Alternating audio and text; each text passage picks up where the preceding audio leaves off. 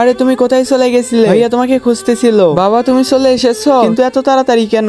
বেটা আজকে তাড়াতাড়ি কাজ শেষ হয়ে গেছে, বাবা অনেক ক্ষুধা লেগেছে, তাড়াতাড়ি ভাত রান্না করো। আসো আসো। আর এই দেখো মুন্না কিভাবে খেলতেছে, আসো কোলে আসো। বাবা মুন্না অনেক কাঁদতাছে, বুঝতাছি না কি হয়েছে। বেটা দাঁড়াও, আমি তোমাদের জন্য খাবার বানাইতেছি।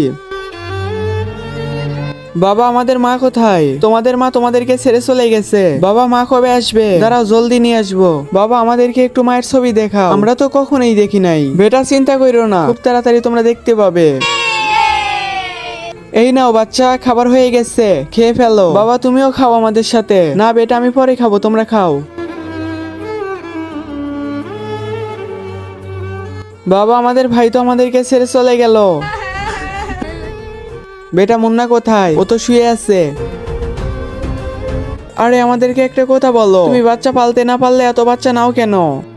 দাঁড়াও আঙ্কেল দাঁড়াও, তুমি আমাদের বাবার সম্পর্কে কি জানো? আমরা তো ইতিম।